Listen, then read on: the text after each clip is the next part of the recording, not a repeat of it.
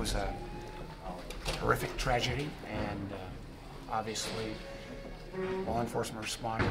We need to find out more about the perpetrator, and while it sounds somewhat trite at this point, obviously our thoughts and prayers go out to the victims, and I think you'll see the city, my understanding is the city, as it always does, responds with great courage and style. Was the president too quick to blame Senator Schumer in his tweets this week? Yeah, he was.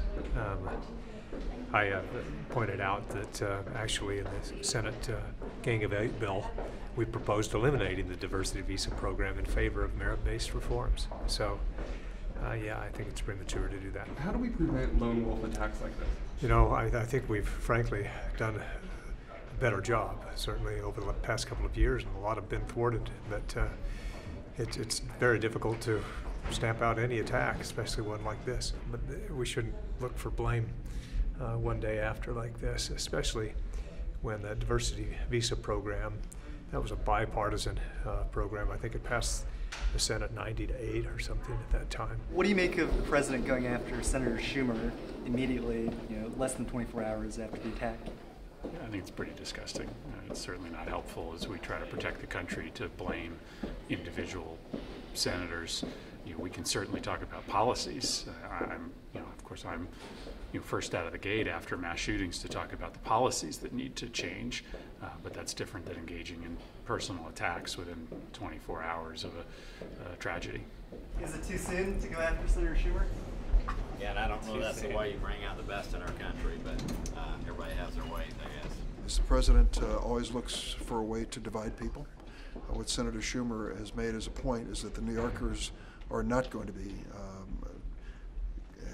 bowed or afraid. That's not the nature of the people of that great city, and that we want to come together, be strong as a nation, and stand behind the people of New York who've gone through this tragedy. What we can't do is we can't let the terrorists win here, but we have to continue to work hard. We have to be right every time, and things like the 702, Section 702 that we're working on, other things that we have done really have worked, but sadly, this is a time when this didn't get caught, and people's lives are changed forever because of it. I have family that lives in New York, and including our daughter, and yet again, it's reminding us that we have to be vigilant in terms of just keeping our eyes open and being aware that these tragedies occur, and it's awful, and for the families, it's awful.